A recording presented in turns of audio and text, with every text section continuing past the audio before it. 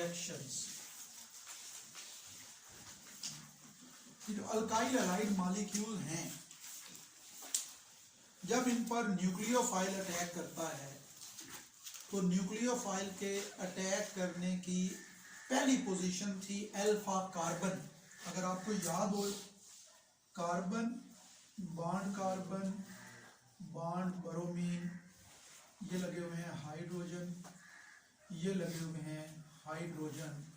ये कार्बन जिस पर फंक्शनल ग्रुप अटैच है, ये कौन सा है? अल्फा। इससे अगला कार्बन कौन सा है? बीटा। इलेक्ट्रोनेगेटिविटी के फर्क की वजह से कार्बन पर चार्ज है पॉजिटिव और हेलोजन पर चार्ज है नेगेटिव। न्यूक्लियोफिलिक सब्स्टिट्यूशन रिएक्शंस में हमने पढ़ा कि जो अटैकिंग न्यूक्लियोफाइल है वो इस पॉजिटिव कार्बन पर अटैक करता है और ये Br नेगेटिव यहां से रिप्लेस हो जाता है। तो Br नेगेटिव को हमने नाम दिया था लीविंग ग्रुप। अटैकिंग न्यूक्लियोफाइल के अटैक करने की वजह क्या थी? क्योंकि कार्बन पर चार्ज था पॉजिटिव। कार्बन पर ये पॉजिटिव चार्ज क्यों आया? ये आया because of difference of electronegativity between carbon and bromine. अब ये कार्बन क्या करता है? कार्बन इस पॉजिटिव चार्ज को आगे इंड्यूस करता है बीटा कार्बन पर, और बीटा कार्बन उसे इंड्यूस कर देता है बीटा हाइड्रोजन पर। यानी ये पॉजिटिव चार्ज जो अल्फा कार्बन पर था आगे बीटा हाइड्रोजन तक मौजूद है। क्योंकि इस बीटा हाइड्रोजन पर, बीटा हाइड्रोजन से मुराद होगी वो हाइड्रोजन जो बीटा कार्बन पर जुड़ी हुई है, क्योंकि इस पर भी पॉजिटिव चार्ज है, लिहाजा न्यूक्लियोफाइल इस पर भी अटैक कर सकता है। अब अगर न्यूक्लियोफाइल यहां अटैक करेगा, ये OH नेगेटिव न्यूक्लियोफाइल है, ये यहां से रिमूव करेगा H पॉजिटिव, ये H पॉजिटिव और OH नेगेटिव ये आपस में मिलेंगे और ये बनाएंगे H2O। इस तरह बीटा कार्बन से एक हाइड्रोजन रिमूव हो गई।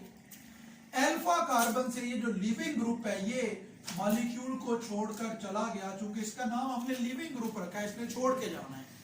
अब एक एटम चला गया है अल्फा कार्बन से, एक एटम चला गया है बीटा कार्बन से, तो इनके नंबर ऑफ बॉन्ड्स पूरे करने के लिए पहले इनमें बॉन्ड था सिंगल, अब हो गया डबल, और प्रोडक्ट के तौर पर हासिल हुई एक अल्कीन। क्या हासिल हुई? एक अदद अल्कीन।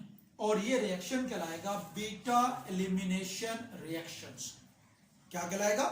Beta elimination reaction. अच्छा, जब भी अल्काइल हैलाइड मॉलिक्यूल, अगर मैं इसको इकट्ठा लिखूं CH3 CH2 Br, इस पर न्यूक्लियोफाइल अटैक करेगा तो न्यूक्लियोफिलिक सब्स्टिट्यूशन रिएक्शन भी हो सकता है। और जब अल्काइल हैलाइड मॉलिक्यूल पर अटैक करेगा अटैकिंग न्यूक्लियोफाइल तो बीटा एलिमिनेशन रिएक्शन भी हो सकता है। अगर न्यूक्लियोफिलिक सब्स्टिट्यूशन रिएक्शन हो, हमने लास्ट लेक्चर में पढ़ा था, तो प्रोडक्ट बनेगा CH3 CH2 OH और Br नेगेटिव चला गया। और अगर बीटा एलिमिनेशन रिएक्शन हो तो अभी ऊपर हमने पढ़ा है प्रोडक्ट बनेगी एक अल्कीन और साथ बनेगा वाटर और लिविंग ग्रुप यहां से चला गया। अब ये दो रिएक्शन है, दोनों के लिए रिएक्टेंट सेम है, हाँ, और ये दोनों रिएक्शन एक दूसरे को कंपीट करते हैं। अगर हम अल्काइल हैलाइड लें, उसमें न्यूक्लियोफाइल डालें तो न्यूक्लियोफिलिक सब्स्टिट्यूशन रिएक्शन भी होगा और बीटा एलिमिनेशन रिएक्शन भी होगा, और ये दोनों एक दूसरे को कंपीट करेंगे। हाँ, कुछ रिएक्शन कंडीशंस ऐसी हैं जो न्यूक्लियोफिलिक सब्स्टिट्यूशन रिएक्शंस को सपोर्ट करती हैं, तो कुछ रिएक्शन कंडीशंस ऐसी हैं जो बीटा एलिमिनेशन रिएक्शन को सपोर्ट करती हैं। अगर हम रिएक्शन को प्रोसीड करें अल्कोहलिक मीडियम में, कौन से मीडियम में? अल्कोहलिक मीडियम में, तो फिर बीटा एलिमिनेशन रिएक्शन के चांसेस ज्यादा हैं। और अगर रिएक्शन प्रोसीड किया जाए एक्वस मीडियम में तो ज्यादातर जो रिएक्शन होगा वो होगा न्यूक्लियोफिलिक सब्स्टिट्यूशन रिएक्शन। तो ये बीटा एलिमिनेशन रिएक्शन फिर as relevant to nucleophilic substitution reaction, ये भी दो तरह के हैं। कुछ रिएक्शंस को हम बोलेंगे E1 रिएक्शंस, तो कुछ दूसरे रिएक्शंस को हम बोलेंगे E2 रिएक्शंस। E1 रिएक्शंस और E2 रिएक्शंस। E1 का मतलब होगा एलिमिनेशन रिएक्शंस यूनिमॉलिक्यूलर और E2 का मतलब होगा एलिमिनेशन रिएक्शंस बाइमॉलिक्यूलर। ये एलिमिनेशन रिएक्शन कब होंगे? जब अल्काइल हैलाइड मॉलिक्यूल पर न्यूक्लियोफाइल अटैक करेगा कौन से मीडियम में, अल्कोहलिक मीडियम में, तो फिर बीटा कार्बन से हाइड्रोजन हमारे अटैकिंग न्यूक्लियोफाइल के साथ मिल जाएगी। अल्फा कार्बन से लीविंग ग्रुप चला जाएगा और अल्फा और बीटा कार्बन के दरमियान पहले बॉन्ड था सिंगल और अब हो जाएगा डबल, और प्रोडक्ट के तौर पर हमें हासिल होगी एक अदद अल्कीन।